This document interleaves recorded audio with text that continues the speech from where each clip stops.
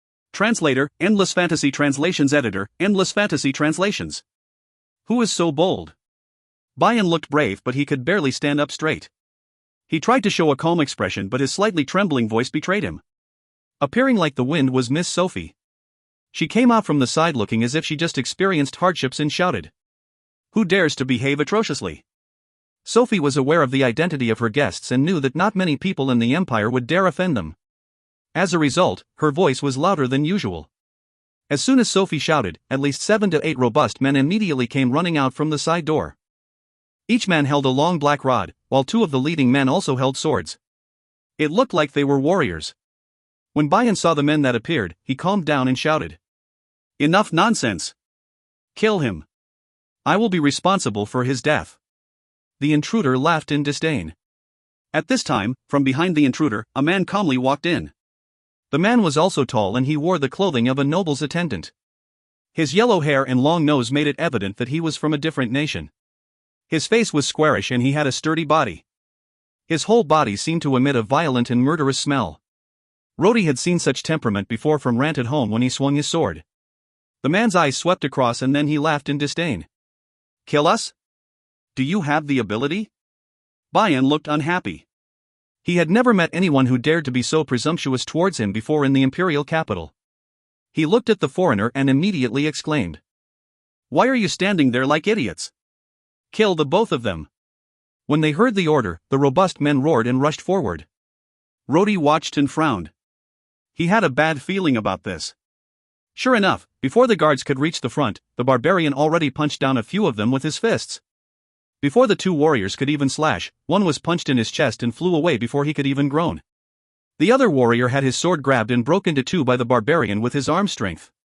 The warrior was stunned. He did not know whether he should continue to attack desperately or turn around and flee. The barbarian laughed as he grabbed the warrior by the lapel, easily lifting him up before throwing him out of the room. So, this is the strength of your warriors? The man wearing the noble's clothing laughed. Bayan's face turned pale. His hand held onto the hilt of his sword but hesitated to unsheath. Rhodey slowly stood up and stared at the barbarians. Micah hid behind him and trembled slightly. One of her hands held tightly onto his shirt. Who are you? Bayan gnashed his teeth. Do you not know who we are? Although his words were meant to intimidate, it ended up showing his cowardice. I am the prince of the Great Moon Kingdom, Sultan One. Do I care about who you are? Not only you, even if your emperor were here he would need to be polite with me. Sultan smiled coldly. Suddenly, he saw Micah hiding behind Rhodey. He showed a stunned expression before smiling. I have finally found you.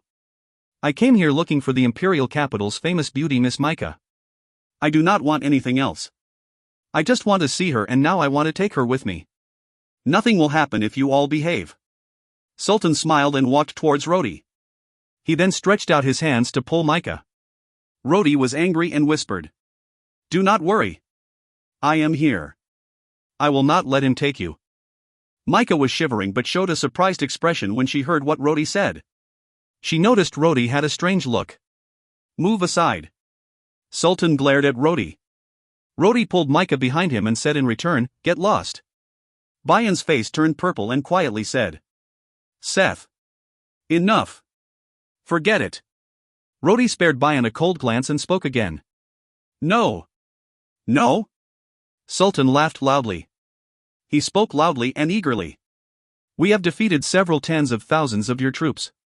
We have even defeated your high-ranking warriors. In comparison, who are you? Rhodey gritted his teeth and stared at Sultan in front of him. Without saying a word, Rhodey pulled out his sword. Although he did not know who Micah was, he knew that she was probably one of Seth's lovers.